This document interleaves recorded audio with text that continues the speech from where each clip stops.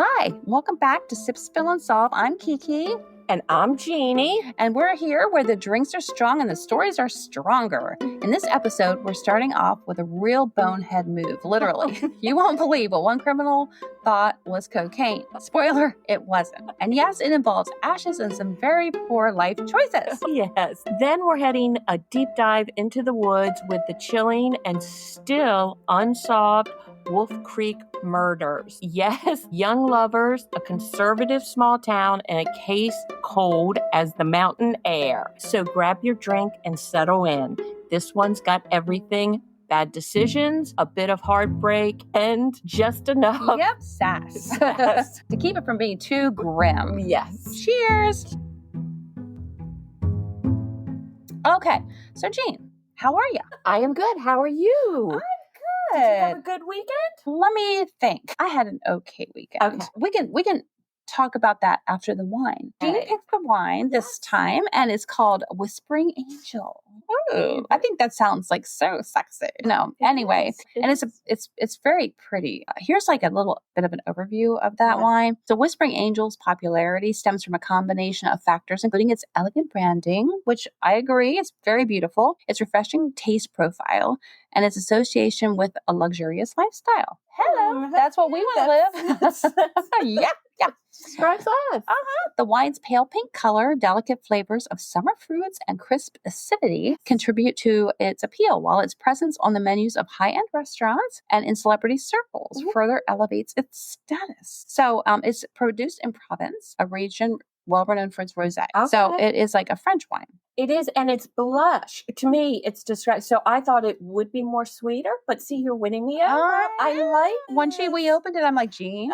She did. Yeah, I'm like, do Said, you like this? Are you going to like this? Because it is a drier white. A drier. For sure. But see, I think, slowly but surely. I'm winning her over. It's called like wine maturing. Yes.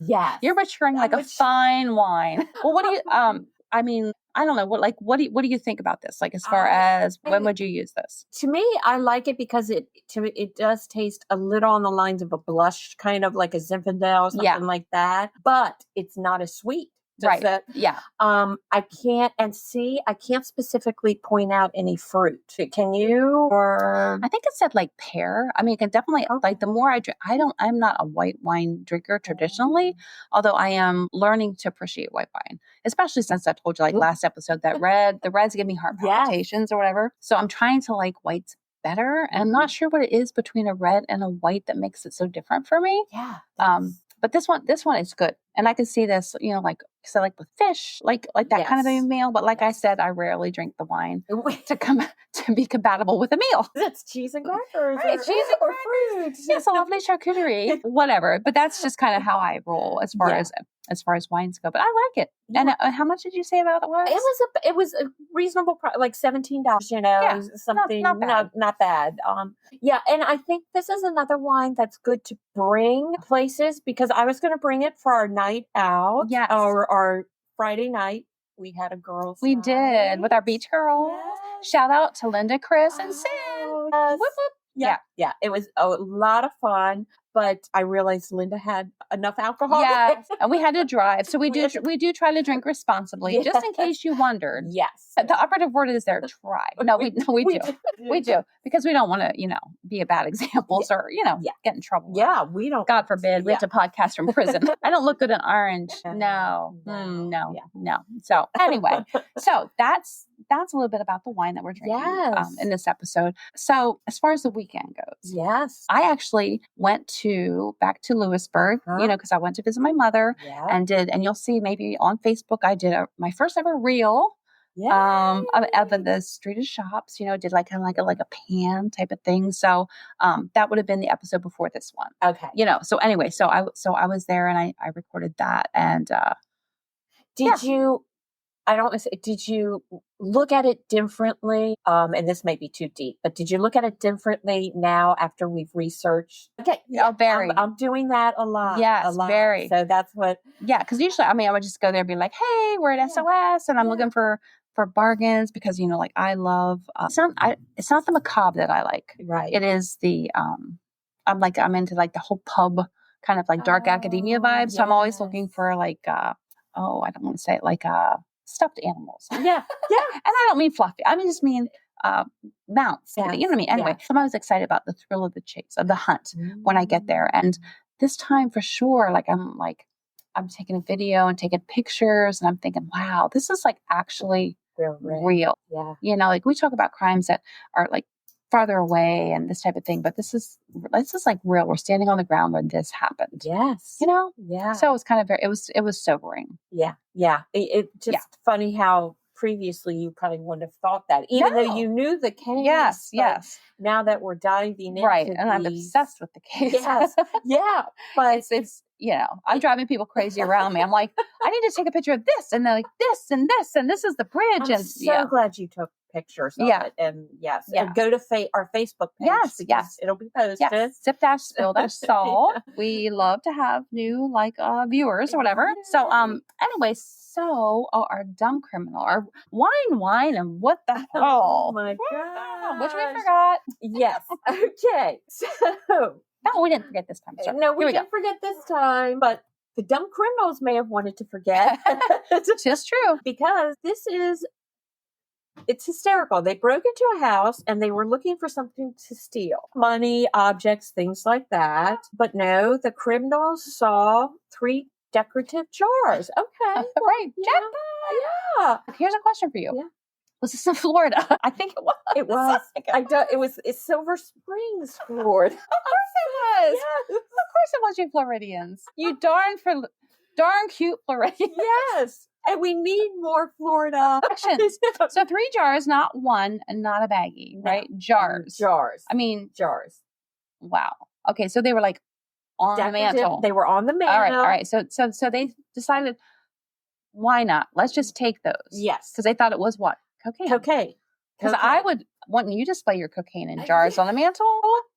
And I think these were like older people. I don't know what the family was like, but anyway, continue. Yeah. So they thought it was cocaine. Obviously it was not. Yeah. It was ashes, cremains. Cremains. Is that the name guess of it? Cremains. And it's actual ashes of the family's members. The dog, the grandmother, and grandfather. Please don't tell me they snorted it. Yeah. I wonder at what point they were like, I think, did they like, at one point did they like, all of a sudden go like, no, I mean, do you think that, I don't know, do you think they snorted it there or they went to their own home to snort? I think by the description, it said they snorted it there. There? At the place. Why would you do that? I don't know. Why would you break in? Why would you break in anyway? Why would you have decided that? Okay. So, do they lovingly carry like someone's Nana? They didn't care, like house town, unpacker, like party favors, and then realize one for you, for me. Or did they try to distribute it too and maybe sell it? Oh my gosh.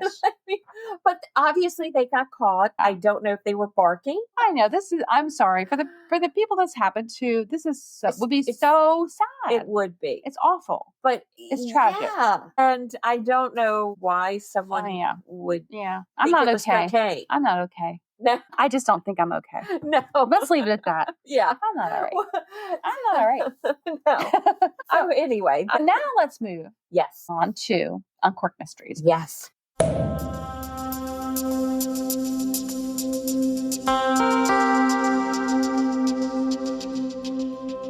Now, so we're going to get into the Wolf Creek murders. Yes. Right? And so, but before we do. Yes. Let's have a discussion. This is another reason my weekend was like, meh, because Jeannie and I, we actually got maybe our first, I don't want to say hate mail, accusatory, disgruntled. People saying that we're ghouls, we're trying to, cash in on someone else's misfortune. However, I want to say that this case was presented to us by one of our number 1 listeners, Trisha, who is also, her family and I go back a long way. She and I go back. She's my daughter, Haley's godmother. And she was my maid of honor. So, I mean, her whole family, I've lived at her house. I mean, we've known each other for years and years. And so they actually, were okay. And they brought it to you, right? They brought it. Yeah. Trisha did. And the mother is actually Trisha's mom. And I'm not using last names. No. I don't like to do that. But is actually, and I hope I get is actually the mother, Trisha's grandmother, niece is Karen Noble. Does that make sense? Yes. Okay. So, and Trisha's father, who is phenomenal, probably, have you ever met, he was probably like a second father or third father. Yeah. He was phenomenal. Yeah. He is actually from Bluefield. All of Trisha's family's from the area. Right. But we want to say. Right. And so this is family. This is her cousin? It was, I guess, second cousin once removed. Right. Second cousin. Second cousin removed. Right. Or something, but and they want us to cover this. Yes. So all of you haters that have been like, the family wants to be left alone, blah, blah, blah, they want us to help with this because it is an unsolved case. Yeah, and it's tragic. And it's very tragic. It's tragic. And so we're kind of like, our mission is just to be able to help in any way we can. Now, I know we're a tiny podcast at this point. We're so small. Yeah. And the chances of us being able to solve something may be minuscule. Yes. Right? However, there's always a chance. Always. And if this was my child, I don't care how old the case was, I would want any help I could get. Yeah. Wouldn't you? Oh, I would, no matter where. And yes, it may stir up bad, memories or just still. Any case I feel can be solved. Don't you think? Yes. I mean, I would like come close. Yes. I don't ever want people to think that we're just trying to do this to like make money or whatever. We're just like, we're not making any money. Maybe someday we can make money. Yeah. But our primary goal basically is to like help in any way we can. If it's just something that triggers someone's something, you know what I mean? Yes. This case is old, 78. I was 13? Yeah. I remember being 13 very vividly. And actually remember hearing about, of course, because Trisha and I were even friends then. But when you're in your selfish kind of preteen years or whatever. Plus, too, there was no internet. Right. Yeah. It was so even West Virginia to me was like, oh, that's so far away. Yes. Yeah.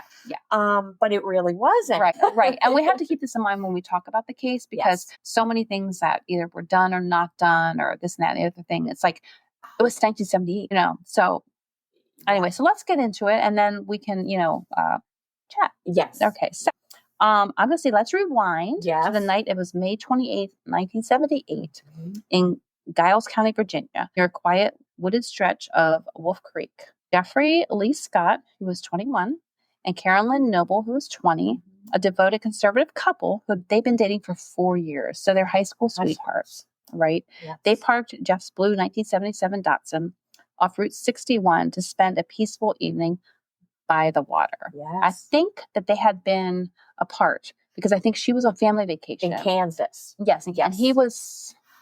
I forget what he might have been home, whatever. But she just came home from vacation. And going back to like 1978, they did not let their parents. You didn't tell. You were just kind of like, "Bye, mom. See you later. Yes. Bye." So that's I mean, and they were in college, right? Yes. So it's not like even as kids, we were like, "See you later." Blah blah blah blah blah. So I mean, they left home. It was like 8:45 in the evening. So it was like, to me, I'd be like, "Oh, that's late." Yeah.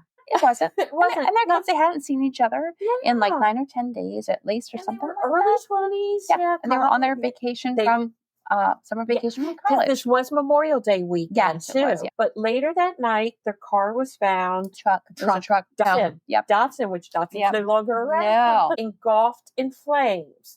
And inside was Jeff. He was shot execution style in the back of the head. Was he? Was it execution style? I am not sure if that's a good term. I know. I want to be real precise. Real precise on that. I don't know if that. I know he was shot. He was shot. I don't think it was in the back of the head. I thought it was on the left. Yes, left side. I think that's incorrect in our notes. Yes. So yes, let's say he was shot. Yeah. Shot. And he was discovered in the back. Well, they discovered because drivers Timothy Vaughn was driving and discovered the truck in flames. Yes. That's how it was discovered. And what I thought was strange is at least Timothy Vaughn has stated in the one of the places that we'll share at the end. Yeah. That he felt very strange when he came upon the scene. Like something, I mean, besides seeing just by, like, something led him to Wolf Creek. Like, Right. he felt chills. Right. And right. I believe that the truck was on fire and Jeff was in the back of the truck. Yeah. And so he was partially burned. But I believe that the fire had not been set that much, like maybe 5 minutes. They're saying like 5 minutes. Right, like beforehand. And I think there's a pair of shoes on the women's shoes on the bumper, not the bumper. What do you call that one? The truck, the bed, bed of the truck. That's called when it comes down. I'm a girl. The bed, the tailgate. And so he looked towards the creek. Yes, and kind of just had like this odd feeling. So this is what I'll understand, which maybe Tim, we could talk at some point. So one thing I heard was that like he left his girlfriend there to monitor until while he went to get help. Yeah. As the girlfriend, I'd be like, hell no. That was one thing. It was funny because again, Kiki and I researched these different places, some the same. Yeah, and we don't talk about it until we get on here. But I caught that, and I would have been like, no, even back here. So that surprised me too. Yeah, but that's not. I mean, that's neither here nor there. Yeah, that's just an observation. Yeah, as a woman being like, no. But then he had called 911. That's when. When they got there, then they went over to the creek, and that's where they found Karen's body. And she had been shot, and she was face down in the creek. Yes. However, the shots are not what killed her. Yeah. So she drowned. And they also said that, and again, we don't want to be too graphic or too painful for the family, especially on this case. Right. Well, any case. I'm sorry, I should say that. Any case. But they actually found scratch marks, like things on the back of her neck where they could tell that she had been drugged. Oh, I didn't hear that part. Yes. Yeah. So they don't think that they were pebbles, killed. Right. They didn't think they were killed there, that they had been killed elsewhere and then drugged there or brought there. And then she was drugged. Yes. Oh my God. And it also looked like the truck wasn't forced off the road. It had been parked. Okay. And then chillingly, both of them were wearing watches. Yes. And Jeff's stopped at 11:02 p.m. and then Karen's at 11:25. Leading authorities to believe that they were attacked separately. Yeah. So it makes my heart hurt. It's so bad. So young. And then what? And then, after they investigated the actual scene, a man named Robert Lauder. And again, I know, Lauder, I don't know. He told police he had seen the couple earlier that night alongside with a third possible man. He said a third person, but looked kind of like a man. But he didn't recognize at the time. And I think so. Back up. So so earlier that day, was it that day? That early evening. In the evening, this strange man, had come up to Robert Lauder's house and engaged him in conversation for over an hour. Oh yeah. And it was very uncomfortable for Mr. Lauder. And he smoked Camel cigarettes. Right, Camel cigarettes. And he also told him that he hated people, that he would sit across the way and watch people come and go in that area. And he was, I think he had some kind of physical problems, like he'd been in the war. So his left leg was stiff, his arm was bent funny. Anyway, it was just an odd occurrence, and he felt very unsettled. Yes, very unsettled. Now, it's like you said, the guy smoked Camels, and he left kind of like a little pile of his Camels, smoked down to 1 inch. Yeah, stuff, which is very interesting. Yes. Now, and nowadays, and this is what I don't understand about this case, is that there wasn't DNA, any of that, right? No. And so I think now, can't they take those Camels and run that through? Anyway, I digress. But I don't even know if they've collected, right. It's unfortunately. So, So anyway, Robert Lauder, and then also another woman had seen a man fitting the description of who Robert Lauder had talked to walking along the road around the same time, 8 p.m., 8:30 time frame. And Mr. Lauder actually did give a description, and there was a drawing done. Yes, of this man. Yeah, right. So that's very interesting. So the man was identified. Yes, his name was George Bird. Yes. So then, first of all, the case went unsolved. I mean, it's not solved now, but it also went nothing really except for this little bit. Right. And then in a place called, I'm going to butcher this, Talladega, Virginia? I don't know. I want to say like Talladega? Yes. Like Talladega Nights? I don't know. But anyway, this couple pulled into a restaurant and they could not get a table. So they got back in the car and Bird forced them into the car and he went in the back seat with the girlfriend and Smith, I believe is the name of the man in the front who was just driving and threatened them gun. And he held them at gunpoint, basically. Yes. And he by a 22 caliber, I believe. And he attempted to try and rape the girlfriend. Yep. Now, Smith, hats off to him. He actually wrecked the car on purpose. At a gas station. At a gas station. So they're at the gas station. The Bird flees. They wrestled over the gun. Yes, that's right. And Smith had the gun, but then Bird flees the scene. And we can say it's Bird. And I know that there's going to be people on here who be like, that wasn't, this is alleged. We'll say allegedly. We're saying allegedly for not everything. This is pretty solid because they gave a description of this guy who matched Lowder's description. Yes. Right? Yes. So there you go. There's no such thing as coincidences, I don't think. No. And so that was very interesting. So I know we're probably going back, jumping ahead, but because of that, they determined that it was this guy named George Bird. Yes. Who had been arrested for rape. Yeah. He had been, I forget what his sentences were and all this other stuff, but bottom line was he had, I forget what his prison sentence was. Yeah. He escaped from prison. Yeah. In 77. Yes. So his girlfriend smuggled in. Now this is back in the day, right? Still. A hacksaw in a cape. Seriously. And he sawed his way out of prison. Yes. And this was 1970 for a whole year or close to a year. Right. We're thinking he was on the lam. And, which was around the same time frame as Karen and Jeff. Yes. What I don't understand is, how somebody can be on the lam. I don't know.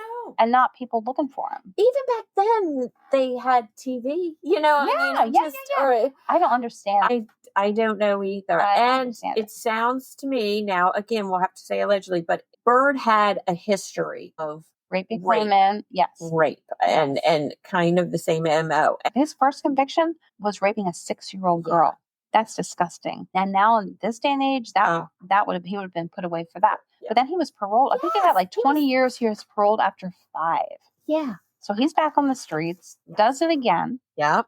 Whatever, gets put behind bars again, escapes from prison. Yes.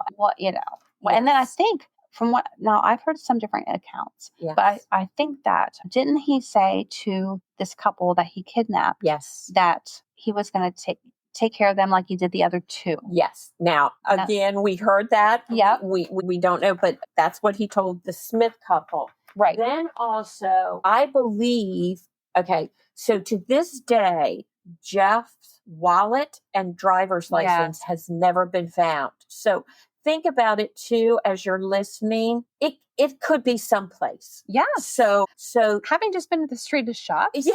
Right. I was thinking about this as on my way over to your house to record. I thought, what are the odds if something like that would just turn up in, I don't know, an auction lot, somebody cleans out their house, whatever. Who knows where and that's why we do these things, because, you might have come across something like that and been like, whatever, this is evidence. Or a house being built and digging up. So Jeff Scott, his wallet and ID have never been found. But what's interesting is I believe it was Smith's wallet was taken too by Bert. So that's why it's a little coincidence. And like I said, I don't believe in coincidences. Right. And they're very cagey about this, so I don't know what it was that the killer took from Karen Noble, but they keep saying something of personal nature he took from her. Yes. Now, they are saying in all the investigation we've done is she was not raped. Yes, thank the Lord. Thank the Lord. And she was fully dressed when found. But I agree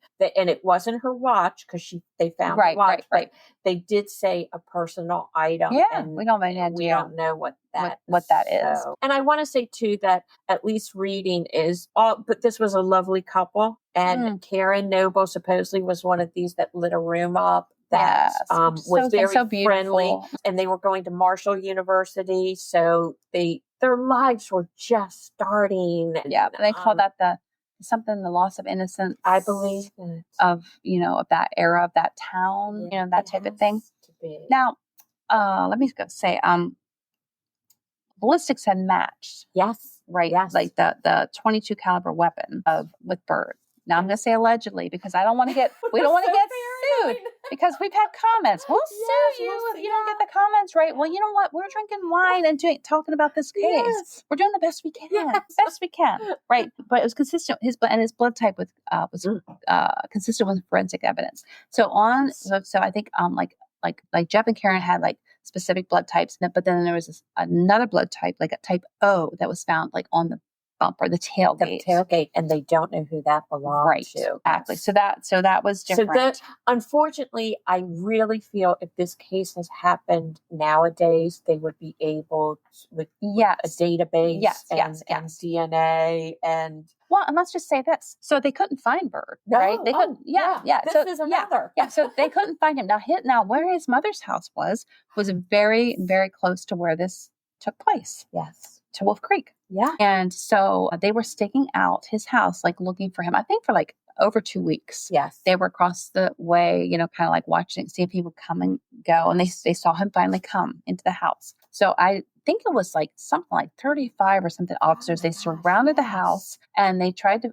find him. They found he was hidden in the attic in like a secret closet or some weird thing like that. Between like, what is that, insulation? Oh, yes. Ew. And he had a gun to a shotgun to his head or mouth or something like that. Yeah. And so it took him 2 hours, evidently, to like talk him down and that type of thing. So they arrested him. Yes, they got him. He went to trial. I believe that he got 100 life plus 120 years. Yes. And guess what he did? Go ahead. He didn't serve 1 day because he killed himself. Yep. He committed suicide. Was it hanging? Not that we have to, but what is she? But the first night there. Yeah. He was never charged with the murders of Karen Noble and Jeff Scott. And he always said he did not do it. And there was a questionable person of interest that was close to Karen. Oh, right. But the authorities in 1978 really, and he had attempted suicide. Oh, when he found out that he was a person of interest. Yes. But the police quickly ruled him out. Right. He was. They did have another person of interest, but that totally ruled out. Right. So let's talk about. Yes. Okay, let's talk about these comments that we got. So I posted on a Facebook page.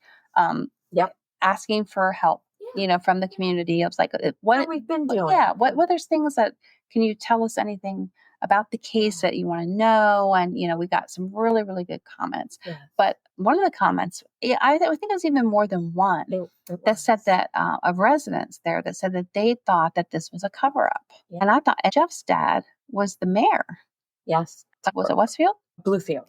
Sorry, Bluefield. Yeah. And so, and Jean and I have discussed this, and we're like, okay, these kids went out randomly. Yes.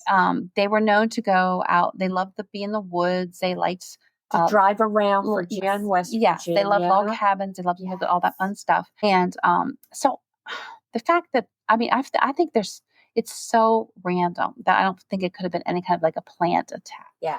But I don't know. We don't know. So, so if you do have, I don't know. His dad was the mayor. Yeah. Maybe there was something. And we're very inquisitive minds. Yeah, again, minds want to know. So, again, this case really could be solved. Do I think I think it may be bird, but I can't say 100%.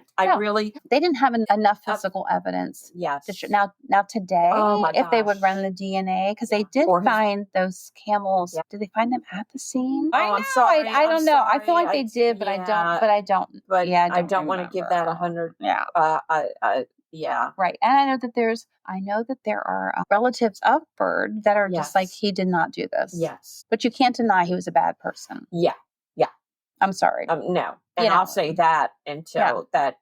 Right. Yeah. He raped look at his history. He raped a 6-year-old. Yeah. And was convicted of that. Continued to rape the pattern. Women. Yeah. So, but there has to be a wallet and a driver's license someplace. Yeah. And so we could get 100% answer. Right. And even though like people are long gone, like I think Karen's parents are deceased, and Jeff's parents are deceased.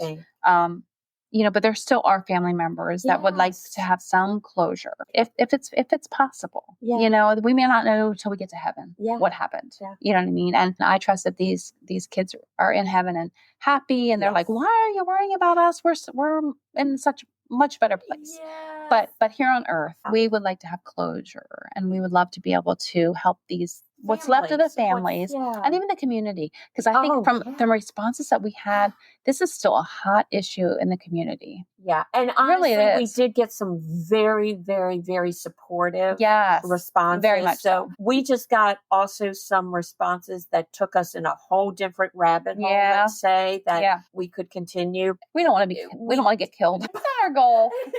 we just this is information we have. Right. And we would like raise awareness and be like, hey, maybe somebody listening to this simple little podcast could have heard something. And we would love that. Memorial Day weekend, 1978. Yeah. So, so sad. So anyway, let's talk about how you can reach us. Yeah. Well, first we want to do a shout out. I'm sorry. I'm kind of behind on the mysterious West Virginia. Yes. That was a great podcast. A great podcast. YouTube it if you want to know more about Jeff Scott, Karen Noble, and the Smith case. And he did a great job. He did. It spelled it out. Yeah. Mysterious West Virginia. Yes. I'm going to say, we found it on YouTube. I didn't find it anywhere else. And then also, if you have any information, we're going to put this on our Facebook. We're doing that. Is the Giles, Giles, Giles County Sheriff, and their phone number is 540-921-3842. Okay. Oh, and also, sorry. No, that's good. Timothy Vaughn. Let's talk about Timothy Vaughn. We need to reach out to Timothy. Yes. We have not done so, and we should. The gentleman who found the burning truck went into law enforcement. He did, which I think is so, so cool. And this has been his pet case, so could you imagine at his age coming upon that? I can't imagine seeing any kind of a burned body. Any of that must have been so traumatic. So, Timothy, we would love to chat with you. If you'd like to listen to our podcast, give us some comments. That would be great. We're going to try to reach out. And we'll reach out to you. But we tried a little bit. I couldn't connect. I couldn't find. Yeah, but anyway. So go ahead. Yeah. So anyway, we're this again ongoing. Yeah.